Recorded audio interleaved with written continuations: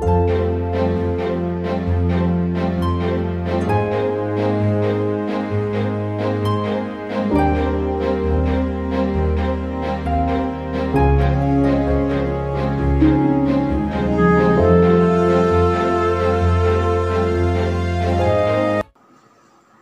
यीशु बच्चों, आज के इस सेशन में आपको हार्टी वेलकम।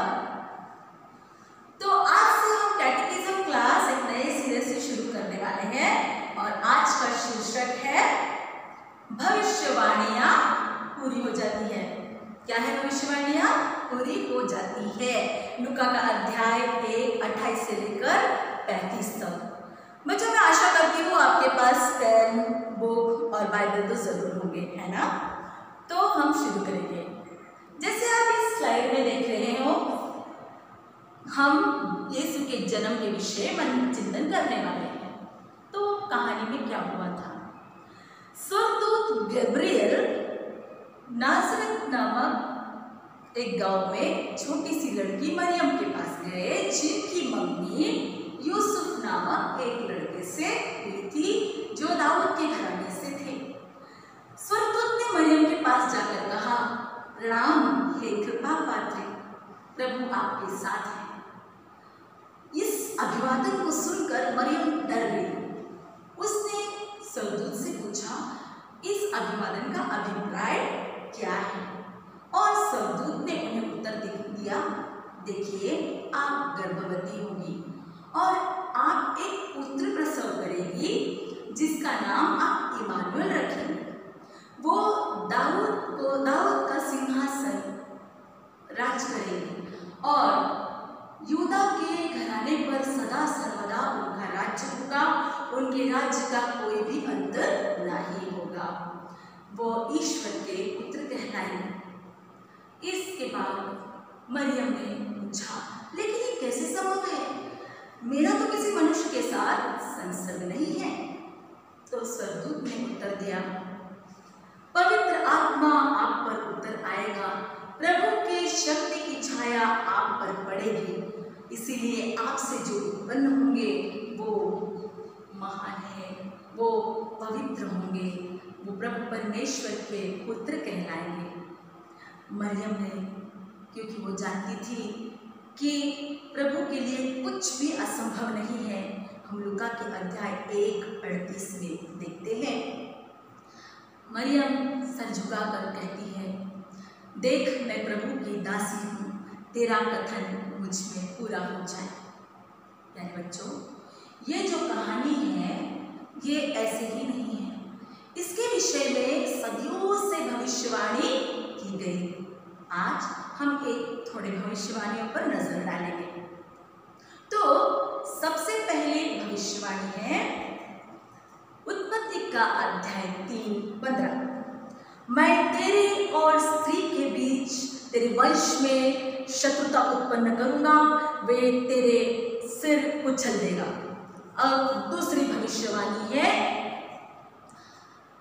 विधि विवरण ग्रंथ अध्याय 18:18। मैं उनके ही भाइयों में से उनके लिए तुम जैसा एक नबी उत्पन्न करूंगा। अगली भविष्यवाणी है गणना 24:17। याकूब के वंश में तारा का उदय होगा, इस्राएल के वंश में एक राजा उत्पन्न होंगे। अगली भविष्यवाणी है इसहार नबी का ग्रंथ अध्याय 7:14। एक कुंवारी गर्भवती है, वह पुत्र प्रसव करेगी और वह उसका नाम इम्मानुएल रखेगी। और इन सब भविष्यवाणियों की पूर्तिकरण हम देखते हैं लूका के अध्याय 2:1 से लेकर 7, प्रभु यीशु का जन्म। अब बच्चों मेरी तरफ ध्यान दो।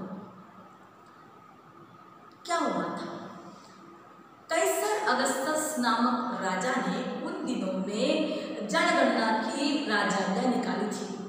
क्योंकि यूसुफ दाऊद के गोत्र से थे, उन्होंने अपने पत्नी का नाम दर्ज कराने के लिए उन्हें बेतलहम से नाज़रेत ले गए। और हम देखते हैं कि मरियम के प्रसव के समय पूर्ण हुए थे, इसलिए उस रात उन्होंने दर दर के दरवाजे खटखटाए, सरायों के घरों के, लेकिन किसी ने भी उन्हें जगह नहीं दी। आखिर में उन्हें एक गौशाला में जगह मिली। और उसी रात मरियम ने एक पुत्र प्रसव किया। बालक यीशु को उन्होंने एक कपड़े में लिपट कर छलनी में रख दिया। हम इस कहानी के आगे जाएंगे। लूका का अध्याय 2 10 से लेकर 11 आप देखेंगे स्वर्गदूतों ने मुक्तिदाता यीशु के जन्म की खबर चरवाहों को सुनाई। उस रात, ठंड की उस रात में चरवाहे अपने झुंड की रखवाली कर रहे थे। उसी समय स्वर्गदूत उन्हें प्रकट हुआ। स्वर्गदूत ने उन्हें कहा, घबराओ नहीं, प्रभु की महिमा उन पर छाई। और हम आगे देखते हैं लूका का अध्याय 2:14। स्वर्गदूतों ने यीशु के जन्म की गीत गाए। सर्वोच्च स्वर्ग में ईश्वर की महिमा प्रकट हो और पृथ्वी पर उसके कृपा पात्रों को शांति मिले। परम धाम में ईश्वर की महिमा और पृथ्वी पर मानवों को शांति शुभ आशा सदा सर्वदा। कुछ याद आया? जी हाँ, सिर मलबार मिसा बलिदान में हम प्रथम क्षण इसी चीज को याद करते हैं। तो बच्चों, यीशु के जन्म के साथ ही क्या हुआ था? आगे मत्ती के अध्याय 2 1 से 12 में हम देखते हैं कुछ ज्योतिषियों ने तारा का उदय होते देखा और वे समझ गए कि यीशु का जन्म हुआ है। वो तुरंत बेतलहम अपने हेरोद के पास नाजरेत गांव में चले गए। वहाँ उन्होंने उससे इंक्वायरी की, उनसे पूछा तो वो डर गए। हेरोद ने उसी रात एक बैठक को बिठाया।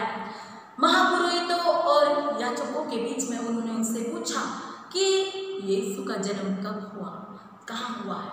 उन्होंने कहा बेतलहम, यहूदा के बेतलहम नगर में।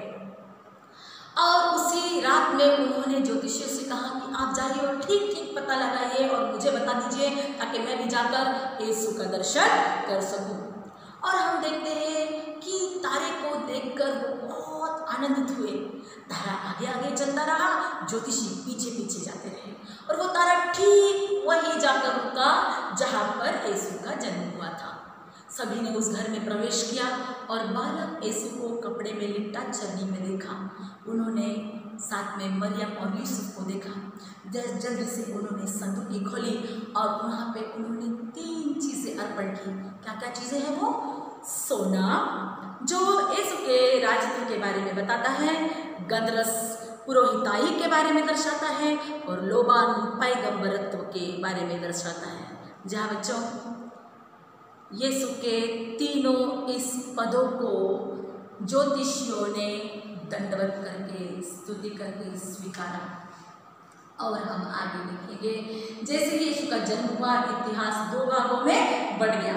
ईस्वी सन, जैसे BC जिसे इंग्लिश में कहते हैं बिफोर क्राइस्ट, इसका नाम है ईसा के जन्म के पहले। दूसरा है AD, उसे लतीन भाषा में आनो डोमिनी कहते हैं, जिसका मतलब है ईसा के जन्म के बाद। तो बच्चों, सीरो मलबार कलीसिया में भी हम 9 कालों पर मनोचिंतन करते हैं और इनमें से प्रथम काल है सुसंदेश काल और जयंती काल। सुसंदेश काल और जयंती काल को हम सुबारा कहते हैं सीरिया भाषा में। उसका मतलब है घोषणा या सूचना। सुसंदेश काल 4 सप्ताह में बटे हुए हैं, जिसके बारे में हम मनन करते हैं। मनुष्य की सृष्टि, पाप और उसका परिणाम, पुराना विधान में ईश्वर का हस्तक्षेप, मुक्तिदाता के विषय में भविष्यवाणियाँ, जकरिया को प्राप्त समाचार, मरियम का एलिजाबेथ से मिलना, योहान बाप्तिस्ता का जन्म और संत यूसुफ को सूचना। ये सप्ताह पूरा होने के बाद हम जयंती काल में मनन चिंतन करते हैं प्रभु ईसा का जन्म, फिर हम कहते हैं चरवाहा और एवं ज्योतिषियों को भविष्यवाणी, और प्रभु ईश्वर का जन्म के बाद में हम देखते हैं उनका नामकरण, फिर मंदिर में प्रभु ईसा के समर्पण, नाजरेत का पवित्र परिवार, प्रभु ईसा का रहस्यमय जीवन। तो बच्चों इन सब तैयारियों के बाद में आता है क्या है? मसीही जयंती। यस, हमारे यहाँ 25 दिन के उपवास के रिवाज भी है। उस रिवाज के बाद हम इसे धूमधाम से मनाते हैं मसीही जयंती को।